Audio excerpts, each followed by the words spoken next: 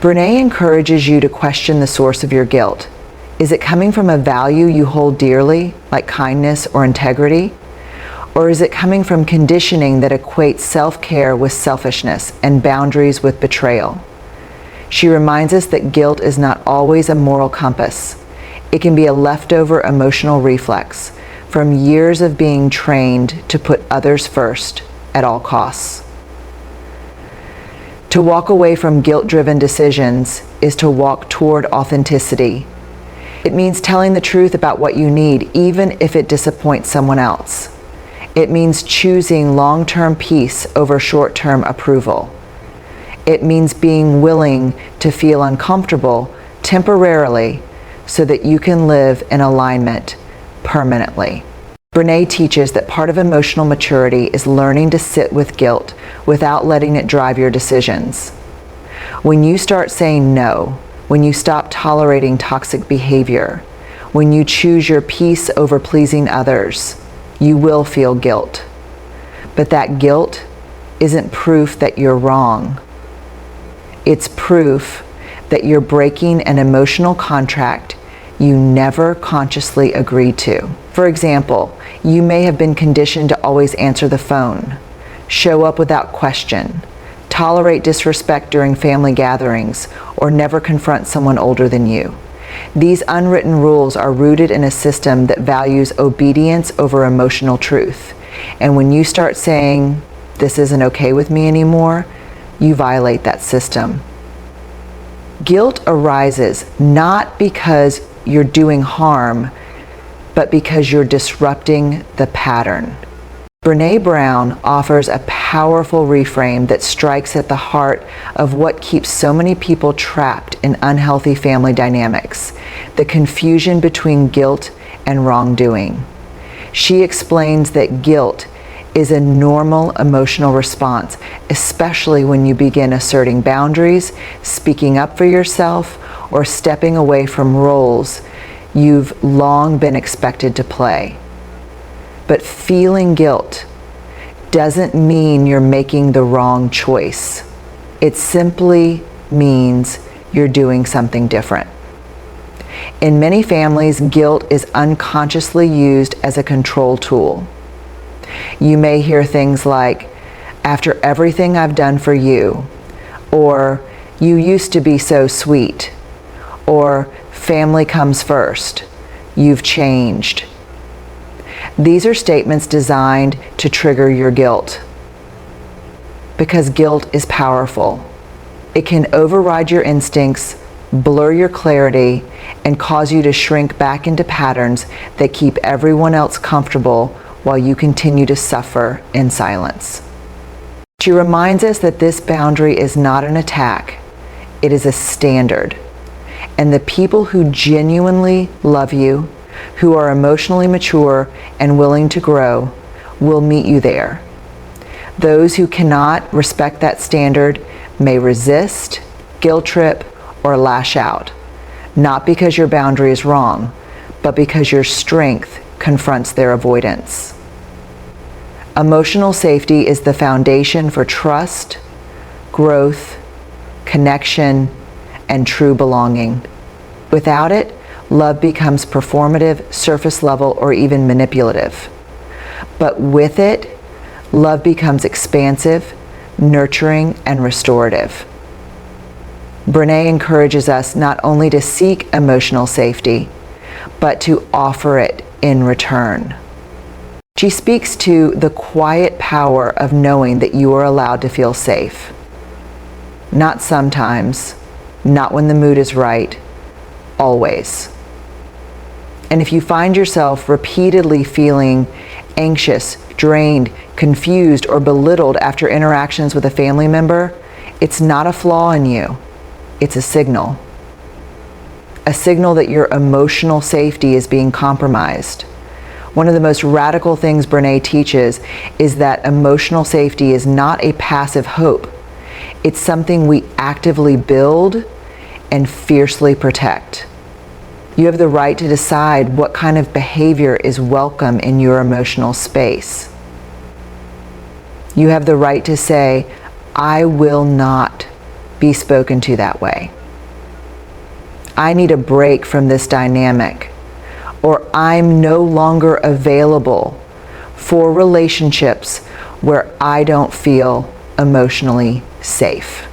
The result? Adults who internalize the belief that safety is something they must constantly negotiate for. They stay quiet in the face of disrespect.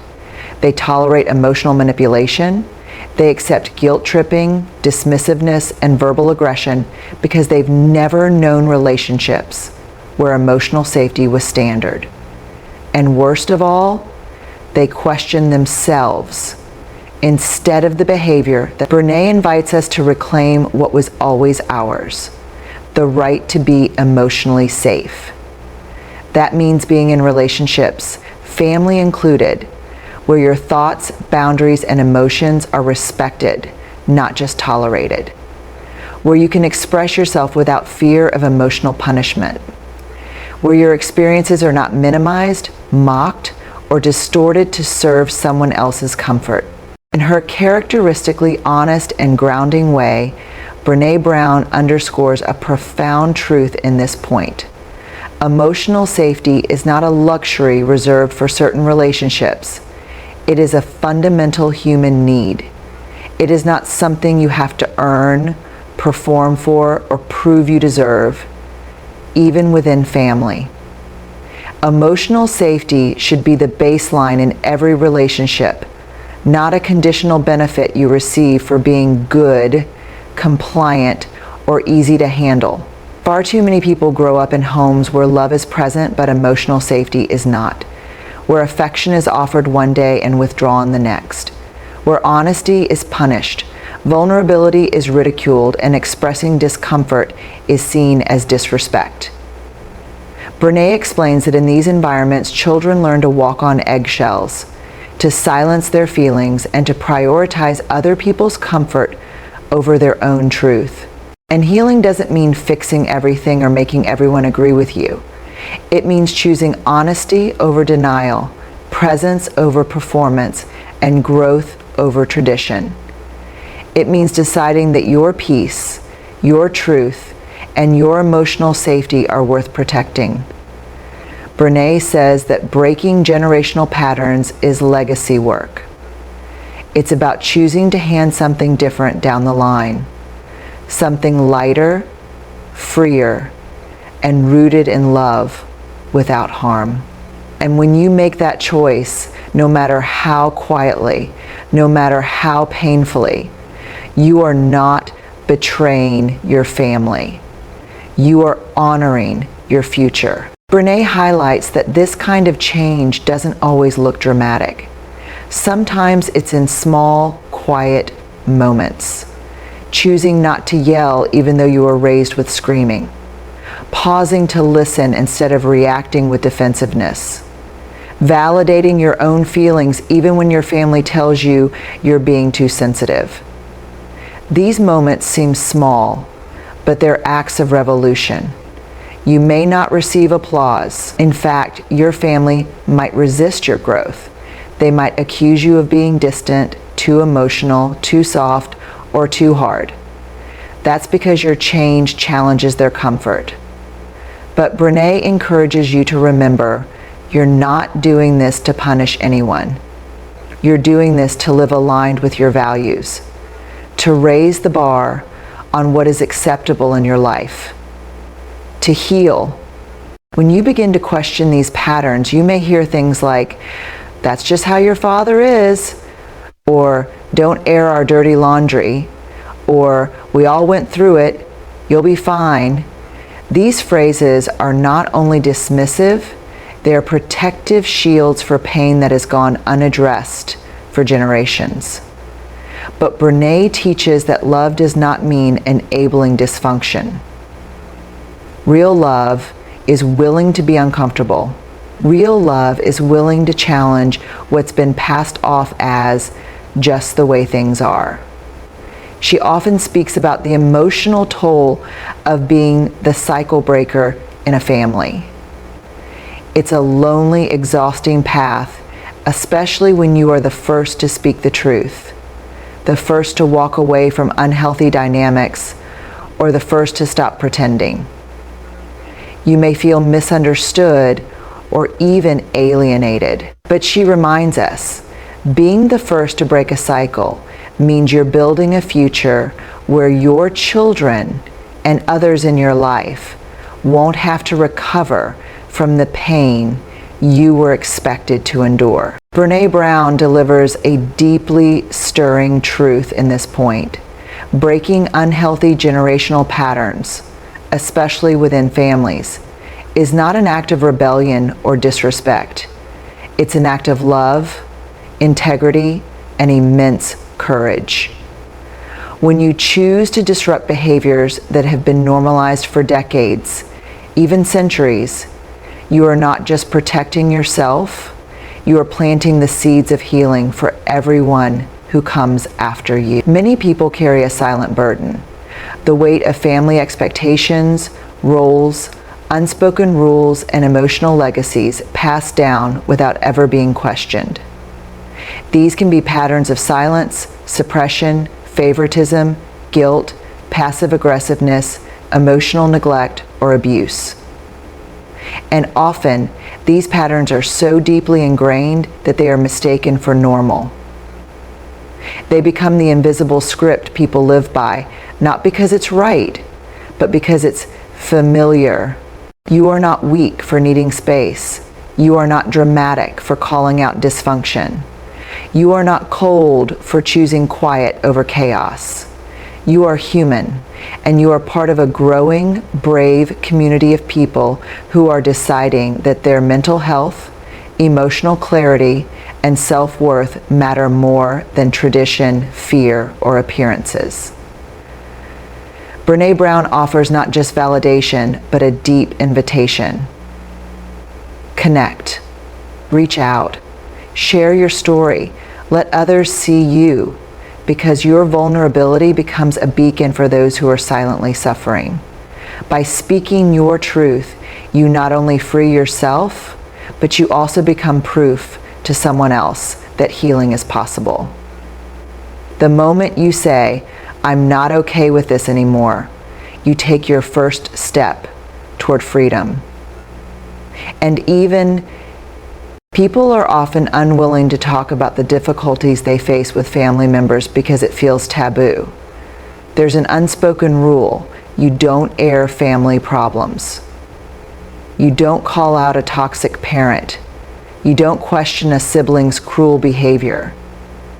But by not talking about it, we perpetuate the myth that everyone else has perfectly functional families, that it must be you who's the problem. This myth of isolation is exactly what Brené challenges. Through her research and stories, she's heard from thousands of people who feel the same pain, face the same difficult choices, and carry the same questions. Is it okay to walk away from someone I love if they keep hurting me? Am I allowed to choose peace over blood? Will I ever stop feeling guilty for putting myself first? But Brené reassures us, thousands of people, quietly, bravely, are doing this hard, heart-wrenching work too. She speaks to the emotional toll of choosing your mental and emotional safety over old loyalties. It can feel like you've broken a sacred rule or abandoned something you're supposed to hold on to, no matter what.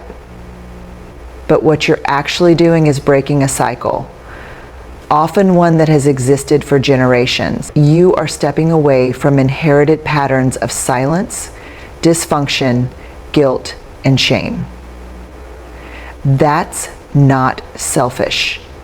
That's revolutionary. Brené explains that part of what keeps us feeling alone in our boundary setting is the culture of secrecy around family pain. Brené Brown delivers one of her most compassionate messages in this point. You are not alone.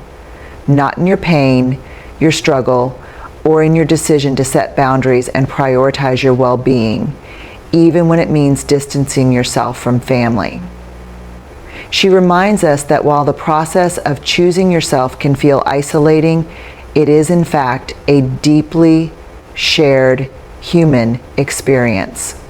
Often, when you make the courageous decision to draw the line, to say enough, you may feel as if you're the only one doing so. It can feel like no one else understands the emotional burden you carry, or the guilt and shame that might come with standing up to toxic patterns. Especially when family is involved, the world around you may not validate your choice. People may question your motives, accuse you of being ungrateful, or tell you to just let it go because they're your family.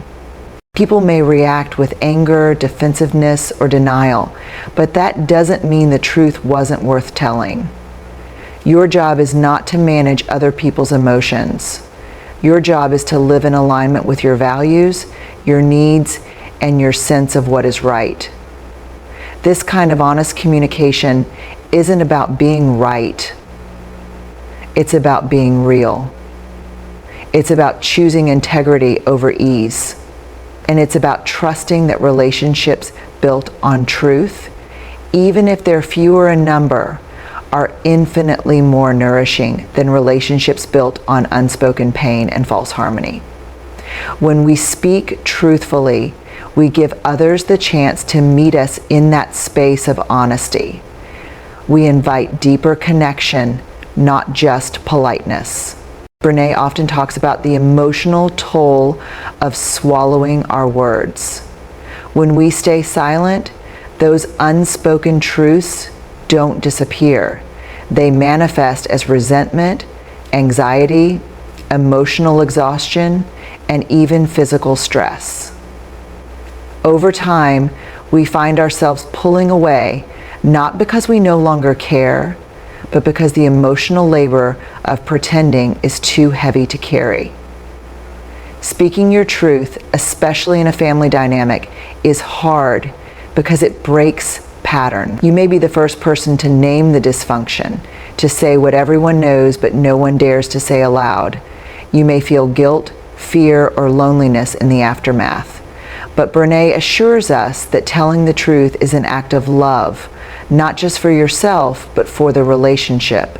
Because without truth, there can be no real trust. She also reminds us that we're not responsible for how others respond to our truth. She explains that families can become emotionally dishonest environments when difficult truths go unspoken. When we avoid conflict or sugarcoat the truth, we create a false version of closeness, one that feels emotionally thin and unsustainable.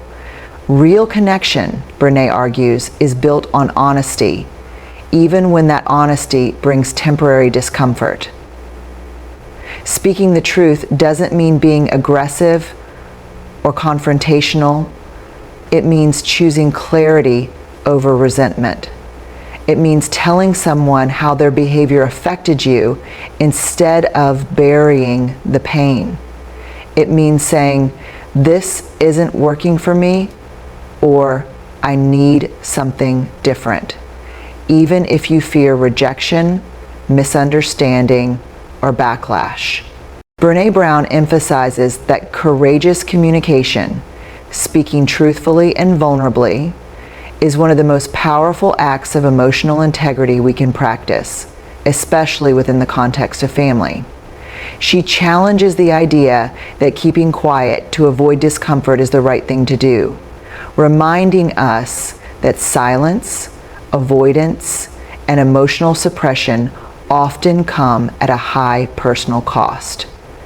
Many of us are raised to believe that keeping the peace is more important than expressing discomfort or confronting hurtful behavior. We're told not to rock the boat, to just let it go, or that it's not worth the fight.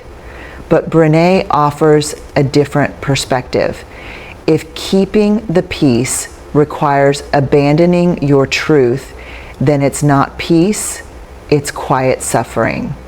Self-worth also means knowing that you do not have to fix, rescue, or carry the emotional weight of other people's choices. You are not responsible for their reactions to your boundaries. You are not selfish for needing space. You are not disloyal for walking away from what wounds you. You are simply acting in alignment with your deepest truth, that your value is not up for negotiation. Brené's message here is one of quiet revolution. You don't have to wait until you've healed completely to start protecting yourself. You don't have to explain your worth to others in order to live like it matters. Owning your self-worth means choosing yourself, even when others don't understand why. And it is perhaps the most loving thing you can do for everyone involved. She also warns that setting these boundaries can lead to backlash. People may accuse you of being selfish, cold, or disloyal. But Brené urges you to resist the urge to shrink back. Enabling someone's harmful behavior does not make you a good family member. It makes you a participant in a cycle that keeps both of you stuck. Instead, redefine loyalty as showing up with truth, respect, and accountability. Loyalty is not about covering up bad behavior. It's about choosing relationships that are rooted in mutual respect and healthy communication. You are not disloyal for protecting your peace. You are not unloving for expecting someone to treat you with basic human dignity. She describes how loyalty, when misunderstood, traps people in unhealthy cycles. For example, when a parent is verbally abusive or a sibling continually undermines your confidence, you may feel compelled to stay silent to keep the peace or not cause drama. But over time, this silence chips away at your sense of worth and reinforces the harmful behavior. You become complicit in your own mistreatment, not because you are weak, but because you've been taught that loyalty equals suffering. Brené says that real loyalty requires truth. It means loving someone enough to be honest with them. It's being willing to say, I love you, but I will not tolerate this behavior. Or, I care about our relationship, but it has to change if we're going to stay close. This kind of honesty is painful, but it's also transformative. It gives the other person the opportunity to grow, and it allows you to stand in your integrity. Brené Brown challenges a deeply ingrained cultural belief that loyalty means standing by people no matter what they do, even if they consistently hurt us. She breaks down this dangerous myth and replaces it with a more compassionate and courageous truth, that real loyalty includes accountability. True loyalty is not about blind allegiance. It's about loving someone enough to expect better from them and from ourselves. In many families, the concept of loyalty is weaponized. It becomes a silent rule that says, don't question, don't confront, or don't speak the truth. But Brené invites us to look more deeply. If someone repeatedly behaves in ways that are harmful, manipulative, or toxic, enabling them in the name of loyalty is not an act of love. It's a form of self-abandonment. What makes this so powerful, especially in the context of family, is how difficult it can be. The emotional weight of shared history, obligation, and guilt often makes people stay in relationships that continually hurt them. Brené says that choosing boundaries is one of the bravest things a person can do, because it means valuing your own dignity above someone else's comfort. And this isn't about creating conflict, it's about cultivating a life where respect, compassion, and mutual understanding are the baseline.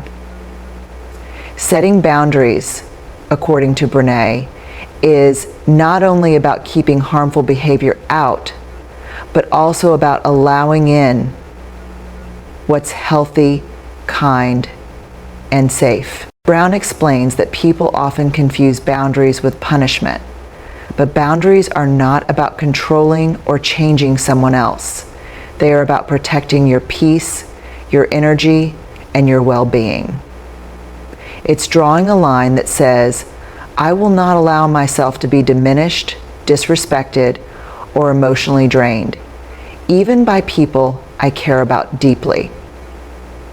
She encourages listeners to get clear on what behaviors are never okay in their lives. These could be name-calling, guilt-tripping, passive-aggressive behavior, gaslighting, or emotional neglect. Once you identify them, you commit to taking action when those behaviors occur. That might mean walking away from a conversation, declining a visit, or even choosing limited or no contact when a boundary is repeatedly violated. Brené Brown speaks powerfully about the importance of setting boundaries that are non-negotiable, especially when it comes to how you allow others to treat you, even family members. She emphasizes that just because someone shares your DNA, history, or memories does not grant them unlimited access to your emotional space. Love should never be a justification for enduring pain, disrespect, or emotional manipulation. When you tolerate toxic behaviors under the excuse of family, you are teaching others that their mistreatment is acceptable. Brené argues that setting boundaries is not a form of rejection. It's a profound act of self-love and emotional maturity. Saying no to behavior that crosses your limits is not about pushing people away. It's about defining the terms of how you wish to be in relationship with others.